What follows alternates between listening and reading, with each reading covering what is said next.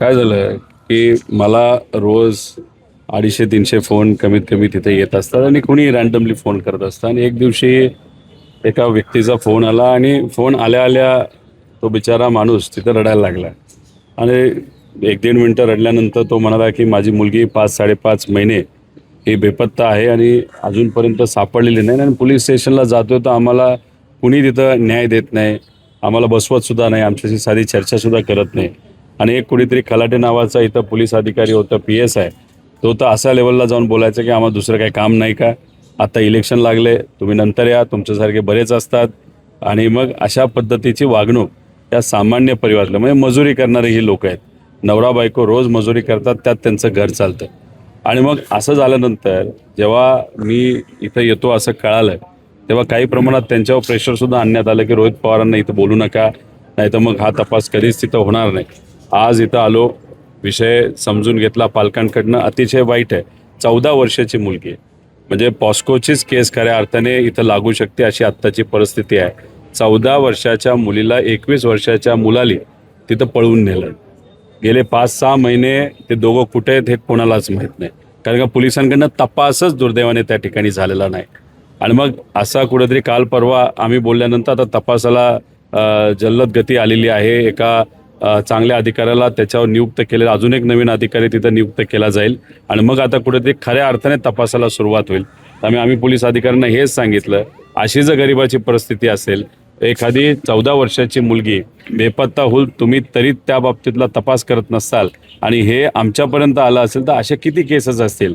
त्यामुळे home departmentally सुद्धा सामान्य लोकांकडे लक्ष देत असताना कुठंतरी महत्त्व दिलं पाहिजे, न्याय दिला पाहिजे, अशा आमच्या सगळ्यांची भूमिका आहे. प्रश्नच तो आहे की पोलिसांनी खरं सर्वसामान्यांना संरक्षण देणं गरजेचं आहे, मात्र पोलीस अलीकडे गुन्हेगारांनाच संरक्षण देताना दिसतात. कसं आहे की 100% पोलीस खराब आहेत असं नाही, 5-10% हे नक्कीच नासके पोलीस अधिकारी आहेत. काही दिवसांपूर्वी तुम्ही पिंपरी चिंचवडमध्ये सुद्धा बघितलं असेल, हडपसरमध्ये सुद्धा बघितलं असेल, जी काय अवैध दारू प्रकरणाच्या मुळे 18-20 लोकांचा मृत्यू झाला. हा तर आकडा फक्त पोलिसांचा आकडा आहे, पण काही लोक त्याच्या आधीसुद्धा दारू पिऊन, म्हणजे 2 दिवस आधी, 1 दिवस आधीसुद्धा दुर्दैवाने त्यात मृत्युमुखी पडलेले आहेत. तो आकडा अजूनपर्यंत याच्यात आलेला नाही. आणि हे अवैध दारू धंदे का चालू आहेत, कारण का याच्यात काही पोलीस अधिकारी हे समाविष्ट आहेत. स्वतः पोलीस आयुक्त विनयकुमार चौबेच हे प्रकरण दडपण्याचा प्रयत्न करत होते. नाही, हे मुख्य व्यक्ती चुकीचंच जर आहे, अशा करत चुकीचंच आहे. पोलीस डिपार्टमेंटकडनं असं कुठं सांगण्यात येत असेल, नाही ते हृदयविकाराने मेलं, दुसरं काहीतरी झालं, हे खरंच चुकीचंच आहे. लोकांना सुद्धा माहीत होतं हे कशामुळे झालेलं आहे. खऱ्या अर्थाने इथं जर बघितलं तर एक नेक्सस आहे. काही महिन्यांपूर्वी तुम्हाला आठवत असेल, एक व्हिडिओ लोकांमध्ये प्रसिद्ध झाला होता, ज्याच्यात एक गाडी आणि लोकांनी ते गाडीचं अख्खं तिथं व्हिडिओ काढला होता. तिथं हिंदी भाषिक व्यक्तीला विचारलं की ये गाडी किसके लिए है, तो त्याला सांगितलं हे जो दारू है इस गाड़ी से हम दारू बेचते हैं. मग ये कहाँ पे बेची जाती है, तो त्यांनी सांगितलं पिंपरी चिंचवड जाती है, पुणे जाती है, हर एरिया पे जाके ये गाड़ी का इस्तेमाल होता है, ये फुगा में भरा जाता है. म्हणजे अशा पद्धतीने त्यांनी सगळं सांगितलं होतं. त्याच्यावर कारवाई फार उशिरा झाली असं आम्हाला कळते. त्यामुळे एक नेक्सस आहे आणि याच्यात हफ्ते हे पोलीस डिपार्टमेंट घेते, म्हणजे घेते. त्यातले काही पुरावे हे मी स्वतः सोशल मीडियावर तिथं टाकलेले आहेत. लोकांचं सुद्धा हेच मत आहे.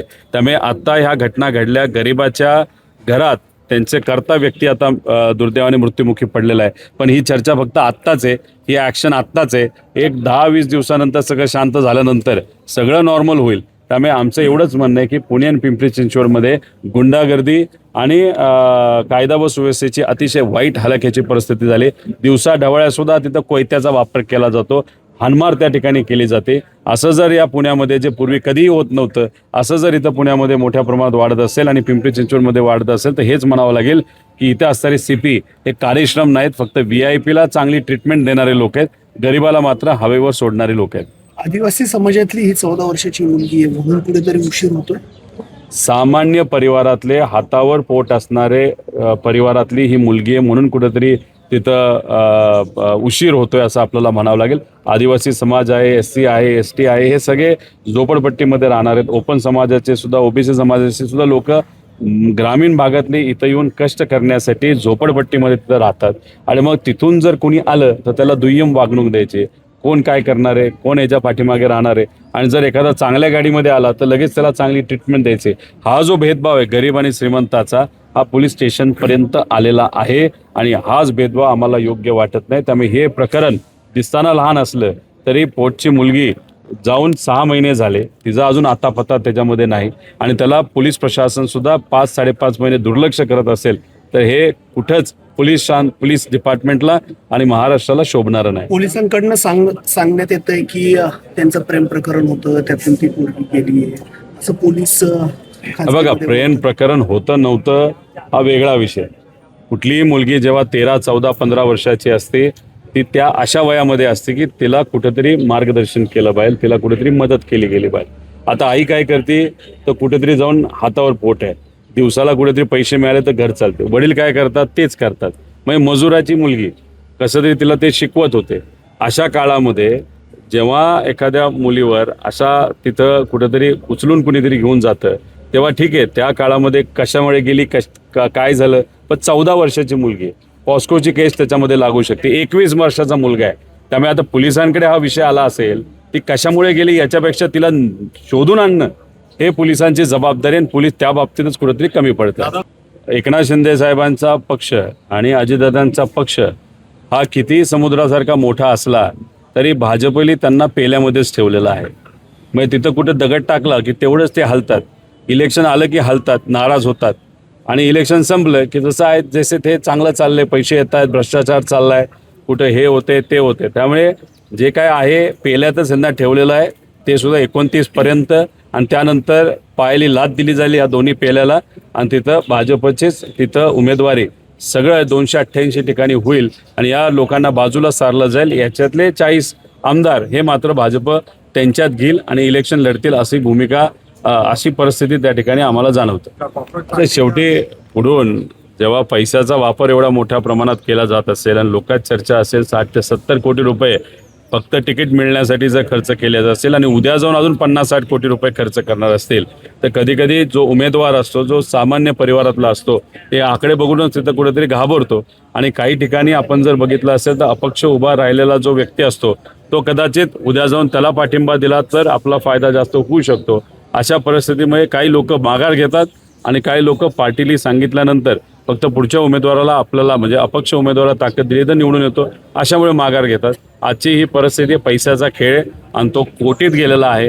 आणि तुम्हाला आपल्या सगळ्यांना माहिती आहे की लोकल बॉडीतून निवडून आलेले जे काही लोक आहेत ते सगळे मतदार ठरणार आहेत आणि मग लोकांना माहिती आहे 70% मतदार हे कुठेतरी महायुतीच्या बाजूले आहे, 30% फक्त महाविकास आघाडीच्या बाजूले आणि हे वास्तव माहिती असल्यामुळे सुद्धा काही लोकांनी माघार घेतली. त्यांनी 10 कोटी कर्ज दिलंय असं जय पवारांना कर्ज दिलं. आम्ही जेव्हा कोणाला कर्ज मागतो तेव्हा कुणी व्यक्ती आम्हाला कर्ज दुर्दैवाने त्या ठिकाणी देत नाही. आम्हाला बँकेकडे जावं लागतं आणि बँकेचंच लोन तिथं घ्यावं लागतं. अशा पद्धतीने एखाद मोठा व्यावसायिक एखाद्या युवा व्यक्तीला 10 कोटीचं लोन देऊ शकतो हे आजच नवीन त्या ठिकाणी मला कळालेलं आहे. त्यामुळे अशा पद्धतीने लोन देऊन म्हणजे एकतर का दिलं, कसं दिलं, कोणामुळे दिलं, लोनमुळेच ही उमेदवारी दिली गेली का काय झालं, हे खरं तर अजितदादांच्या आजच्या पक्षाच्या नेतृत्वाला आणि त्यांच्या मोठ्या मोठ्या नेत्यांना त्या ठिकाणी आपल्याला विचारावं लागेल. पण हे सगळं बघितल्यानंतर आम्ही खरंच थक्क झालो की एवढ्या मोठ्या प्रमाणात पैसा खरं दिला जातो का.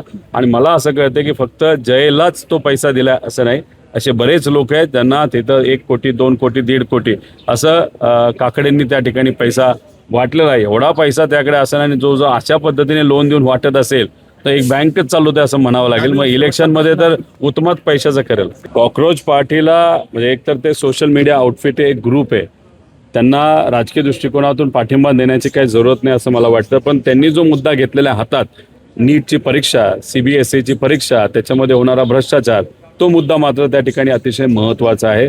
म्हणजे आज सकाळीच आपण सगळ्यांनी बातमी ऐकली असेल की नागपूरमध्ये एका मुलीली हा जो ताण आलेला आहे तिच्यावर, कारण का आईवडिलांनी कष्ट करून, शेतकऱ्याची मुलगी आहे, तिथं पैसे गोळा केले, कसं तरी तिने अभ्यास केला, फी दिली आणि मग आत्ता परीक्षा द्यायची की हा परीक्षामध्ये भ्रष्टाचार झाला आणि तो ताण तिच्यावर असल्यामुळे तिने पत्र लिहून आत्महत्या केलेली आहे.